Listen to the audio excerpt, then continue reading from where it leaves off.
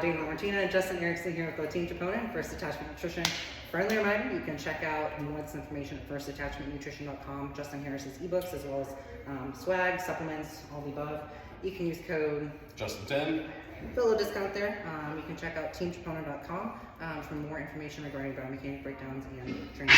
So we're going to talk a little bit about structure and how your structure is going to influence your setup for back training.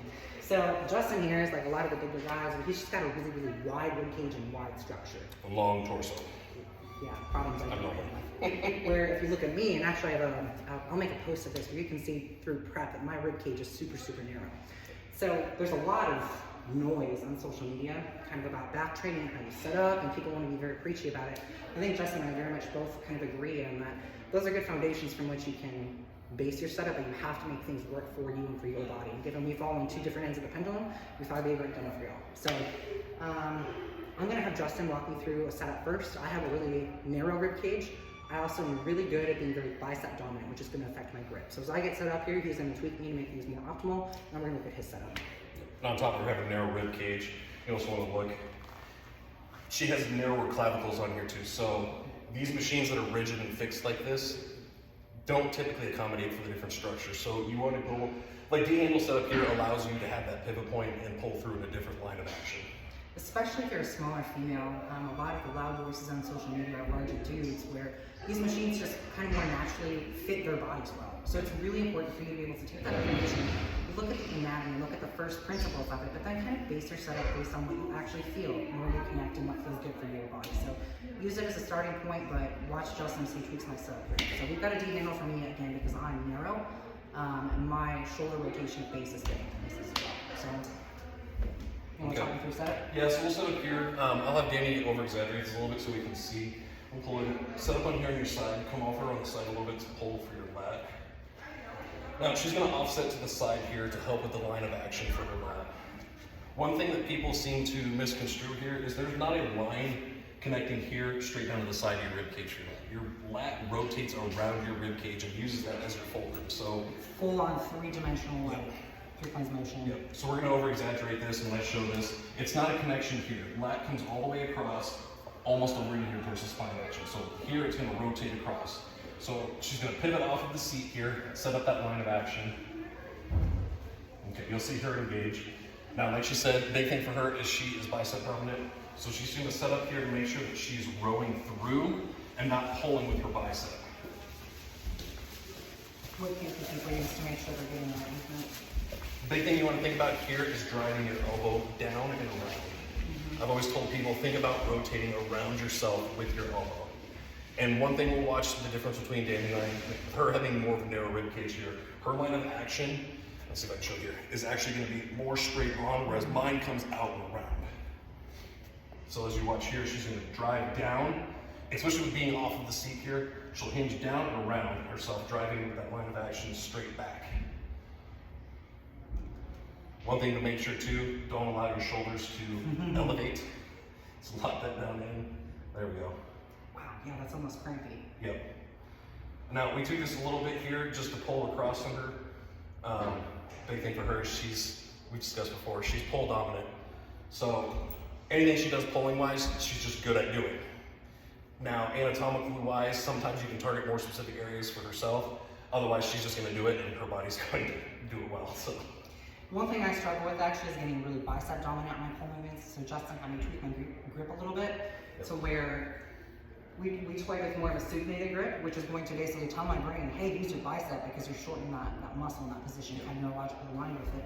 But if I go supinated, I tend to get really bicep heavy.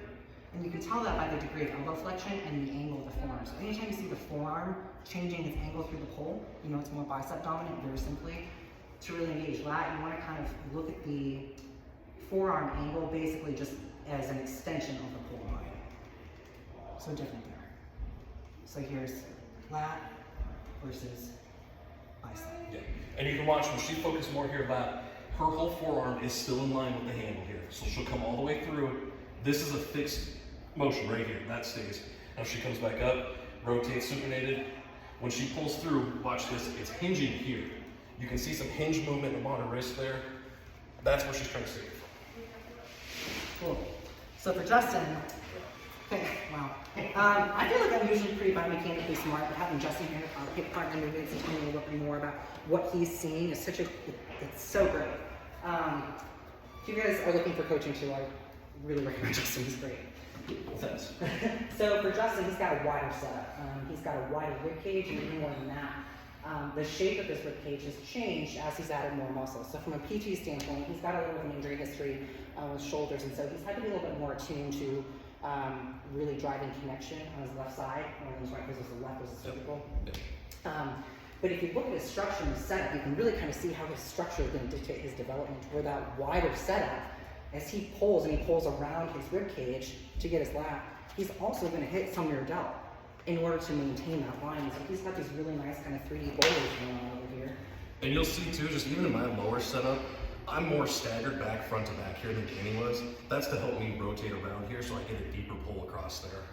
So kind of what he's saying there is if you know that you need to pull across, you almost want to set up in the opposite direction so that you're giving yourself the room to pull across. If you're going to pull across, you have to start on the other end of the pendulum to really get that full excursion to the range of motion. I mean, you could actually show that. If I were to close off here, yeah. If I was just pulling straight through here, there is no lat pull for me. Now, if you don't know Justin and you're not really looking at structure, you might say, that doesn't look all that bad, but go to your line, your normal one. So he's going to actually create more rotation so that he's experiencing that end of the pendulum so that he can swing it back the other way. And you can see that full line of pull. He's got rear delt, he's got lat, he's got everything. His forearm's in a great position. The only cue I'm going to give him is I want him to pull through his pinky just a little bit more and really drive that down. Yes, great. There. That's the range he needs. That extra inch in that short range goes a really long way for development. You can see he's getting that full three-dimensional kind of wrap around the ribcage arc.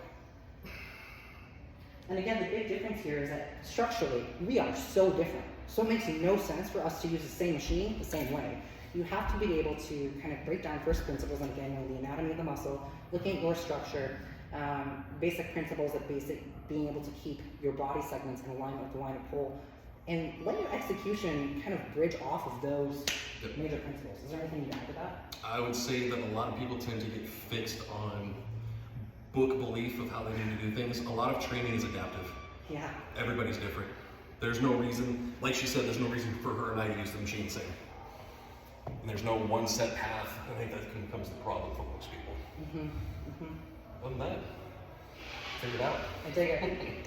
Well, thanks again for listening. If you have any questions, drop them below in the comments. Yep. Justin and I will both be keeping an eye on it. Justin, you're going to be doing nationals this year. Yep, that's the plan for here. Competing in super heavies. Yep.